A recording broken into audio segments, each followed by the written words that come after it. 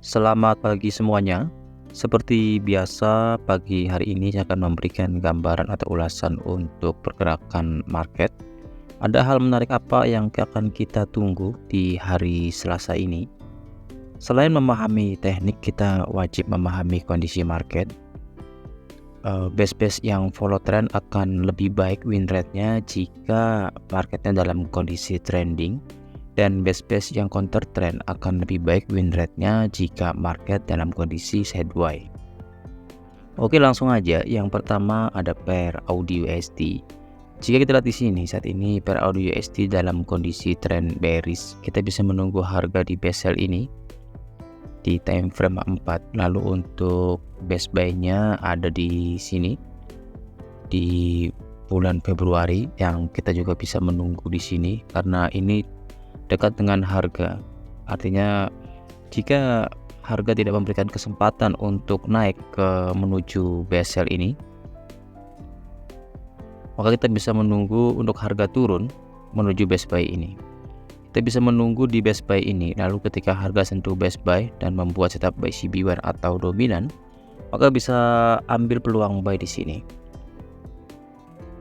Begitu juga jika harga tidak turun dan harga kembali naik ke base sell yang atasnya, kita juga bisa menunggu di base sell ini, menunggu marketnya merespon dengan membuat setup sell CB1 atau dominan sebagai konfirmasi untuk kita entry sell di sini. Berikutnya untuk market gold. Di pergerakan hari kemarin, market gold membuat kenaikan yang cukup ekstrim. Tapi saat ini market dalam kondisi koreksi. Kita bisa menunggu di base buy yang baru terbentuk. Ini adalah base buy-nya yang baru saja terbentuk. Sedangkan untuk base sell-nya di sini belum terdapat base sell karena harga membuat kenaikan yang cukup tinggi. Belum ada sejarah untuk base sell-nya. Kita bisa menunggu di base buy berikutnya jika base buy yang pertama tidak direspon oleh market. Selama tidak terbentuk base yang baru, maka dua base ini adalah tempat untuk kita menunggu harga. Tentunya kita akan menunggu di time frame 1, market kembali turun menuju base buy ini, lalu meresponnya dengan membuat setup buy CB1 atau dominan sebagai konfirmasi untuk kita entry buy di sini. Atau jika harga tidak merespon base buy yang pertama, kita bisa menunggu di base buy yang kedua, yaitu saat harga turun ke base buy ini dan meresponnya dengan membuat setup buy CB1 atau dominan sebagai konfirmasi untuk kita entry buy di sini. Berikutnya untuk pair USD Kanada. Jika kita lihat di sini terdapat base sell yang terbentuk. Ini adalah base sell yang bisa kita tunggu harga menuju base sell tersebut. Saat ini harga sudah berada di base sell. Kita bisa menunggu di time frame 1. Market di sini sudah membuat setup sell CB1 break. Ini candle CB1 dan ini adalah candle yang breaknya. Kita bisa gunakan garis Fibonacci untuk mengukur sejauh mana market akan pergi.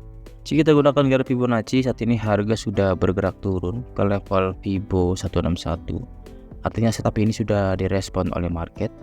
Jika market tidak membuat setup buy CB1 atau dominan, kita bisa menunggu di setup full margin, yaitu di sini di base sell yang merupakan setup full margin yang bertepatan dengan level Fibo 50.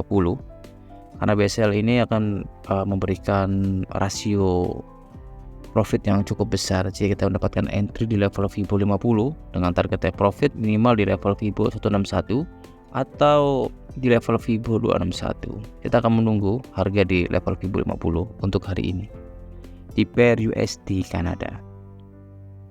Berikutnya untuk pair Euro Jepang Yen.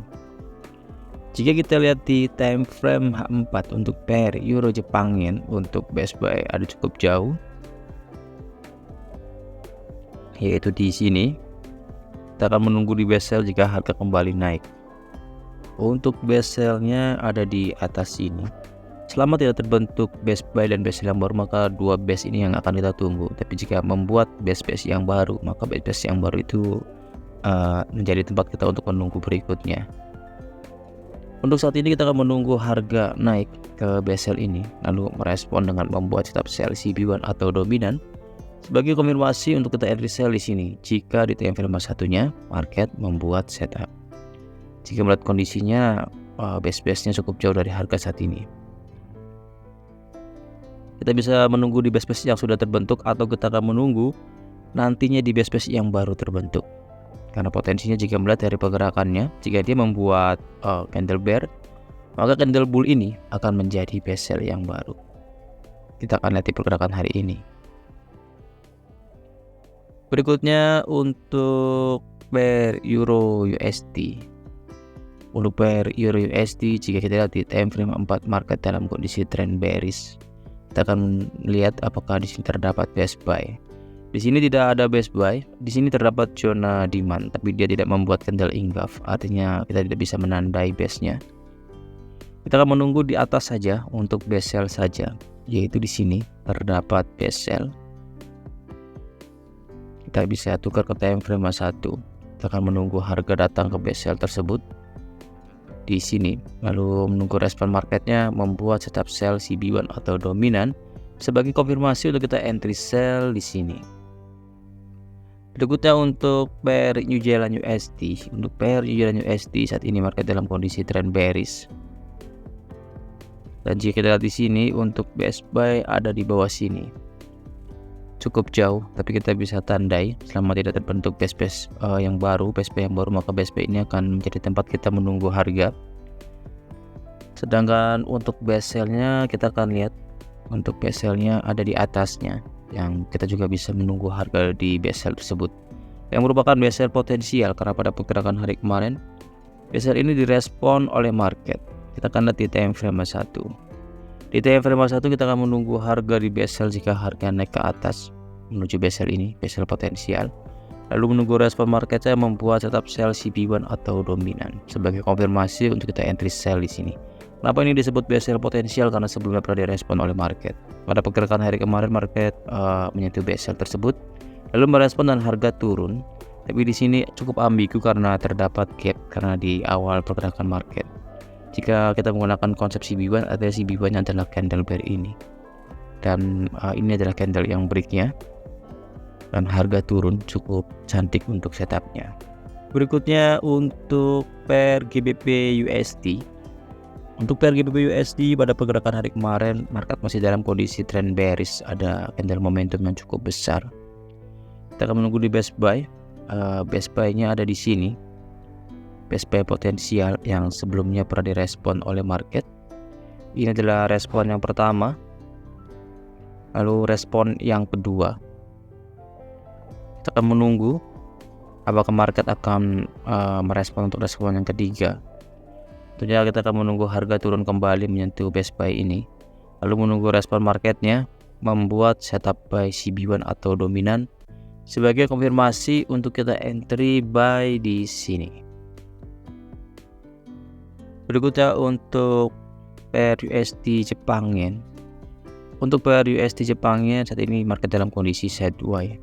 Bisa kita lihat di time frame 4, market bergerak hanya dalam range yang cukup kecil. Dan di sini terdapat base potensial yang sebelumnya pernah direspon oleh market. Kita akan lihat untuk respon yang pertama. Di sini respon yang pertama market turun, tapi penurunannya cukup ekstrim sehingga tidak membuat setup CB1 atau dominan. Di sini ada CB1 tapi cukup ekstrim karena range-nya cukup jauh. Jadi kita tidak ada entry di sini. Kita akan lihat untuk respon yang kedua. Saat ini harga sudah berada di base sell potensial dan market juga belum membuat setup CB1 atau dominan di sini. Kita akan menunggu harga kembali naik membuat new high, lalu menunggu respon marketnya membuat setup sell CB1 atau dominan sebagai konfirmasi untuk kita entry sell di sini. Berikutnya untuk pair USD CHF, kita akan lihat di time frame 4. Pair USD CHF ada base sell dan base buy yang cukup berdekatan. Kita bisa tandai untuk base sell-nya, yaitu di sini harga sudah berada di base sell tersebut. Sedangkan untuk base buy-nya ada di bawah sini. Kita akan tukar ke time frame 1. Saat ini harga sudah sentuh base sell, tapi sayangnya belum membuat setup sell CB1 atau dominan. Kita perlu menunggu harga kembali naik membuat new high untuk membuat kenaikan candle yang lebih tinggi close body-nya dari candle kenaikan sebelumnya. lalu membuat setup CB1 atau dominan sebagai konfirmasi untuk kita entry sell di sini. Atau jika harga tidak kembali naik, tidak membuat new high, harga langsung turun ke sini, ke base buy ini, lalu market merespon dengan membuat setup buy CB1 atau dominan, maka ini merupakan peluang untuk buy juga jika harga berada di base buy ini. Berikutnya untuk market oil, crude oil, kita akan lihat di time frame 4 terlebih dahulu. Di time frame 4 di sini tidak terdapat base sell, ada base sell tapi cukup jauh di bulan Oktober, cukup jauh. Kita akan menunggu di time frame H1 saja, karena di crude oil kita bisa menggunakan time frame H1 dengan konfirmasi entry di time frame M15. Di time frame H1 di sini terdapat base sell. Ini adalah base sellnya yang potensial jika harga kembali naik maka akan menjadi peluang. Dan ada base buy yang terdekat, ada dua base buy. Yang pertama, lalu ada yang kedua di bawahnya. Kita akan tukar ke time frame M15. Jika harga naik ke base sell di time frame M15 ini, lalu market merespon dengan membuat setup sell CB1 atau dominan, maka ini merupakan peluang untuk kita entry sell di sini. Atau jika harga tidak naik dan harga langsung turun menuju base buy yang pertama, lalu market merespon dengan membuat setup buy CB1 atau dominan, maka ini merupakan peluang untuk kita entry buy di sini. Nah, jika di base buy yang pertama tidak direspon market, kita akan menunggu di base buy berikutnya dan menunggu market membuat konfirmasi setup buy CB1 atau dominan sebagai konfirmasi untuk kita entry buy di sini. Video ini hanyalah gambaran atau ulasan, jadi bukan saran untuk entry, bukan sinyal untuk entry. Karena aktivitas trading sangat berisiko, saya harap teman-teman yang baru trading memahami risikonya. Dan untuk teman-teman yang sudah lama trading lebih bijak dalam menggunakan risikonya. Oke, sekian videonya, semoga bermanfaat. Terima kasih untuk semuanya.